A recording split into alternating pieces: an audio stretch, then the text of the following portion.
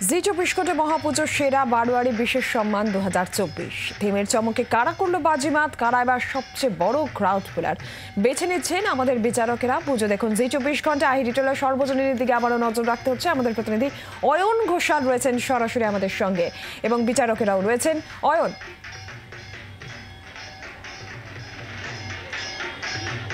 না, আমার মনে হয় কিছুক্ষণ আগে আমি বলেছি আহিরিটোলা সর্বজনীন কি থিম ভাবনা, কিভাবে সেটা ফুটিয়ে তুলেছেন শিল্পী অনিবেন। আমরা বরঞ্চ সরাসরি এবার আমাদের যারা বিচারক মণ্ডলী রয়েছেন, হ্যাঁ, ঈশা প্রমাণ করার চেষ্টা করছে যে ঈশাও বিচারকদের মধ্যে রয়েছে। আমি ডাকতে ভুলে গেছিলাম, আই এম সরি। তুমি দেখছো? আচ্ছা, তিনজনই দেখছো, কেমন লাগছে? দারুণ দারুণ লাগছে। এইবারে দেখো, প্রত্যেক বছরই এরা এত কনসেপ্ট নিয়ে খেলে। এই বছরও যেটা করেছে একদম অন্যরকম, টাইম ট্রাভেল করে আহিরিটোলার 1 কিলোমিটারের মধ্যে যা যা ঘটেছে।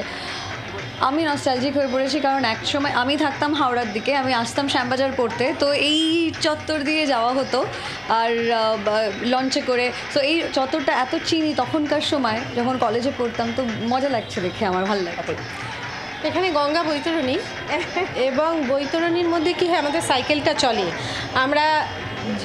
আমাদের জন্ম হয় এবং আমাদের বৈতরণীতেই ভাসানো হয়, আমরা মারা যাই, আবার আমরা জন্ম নিই। সেই জন্যই এখানে মায়ের অর্ধেক রং উঠে গেছে, যেটা গঙ্গার জলে ভেসে গেছে এবং মানুষরা কাঁধে নিয়ে যাচ্ছে যাদের গায়ে কোনো রং নেই।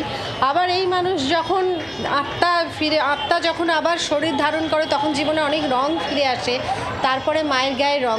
এছাড়াও এখানকার জীবনযাত্রা, মানে আগে থেকে 100 বছর আগে যেসব দোকান ছিল, সেই সব দোকান থেকে মিলিয়ে সেই বাবু কালচার, সেই কুমোরটুলিতে কিভাবে মাকে তৈরি করা হয়, কিভাবে ভাসান দেওয়া হয়, এর সঙ্গে নগর কীর্তন এখন খুব একটা হয় না, কিন্তু আমার পাড়ায় এখনো মাঝে মাঝে। আপনি খুব ইমপ্রেস। এক্স্যাক্টলি, আমার দারুণ লেগেছে।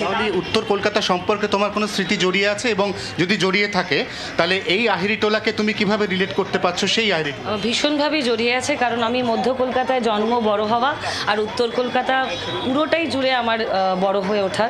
আর আহিরিটোলায় বহুবার আসা হয়, প্রত্যেক বছরই আসা হয়। প্রত্যেক বছরই ওদের বৈশিষ্ট্যতা, ওদের ভাবনা চিন্তা এক ধরনের বৈশিষ্ট্যতা থাকে, তো খুব সুন্দর ভাবনা।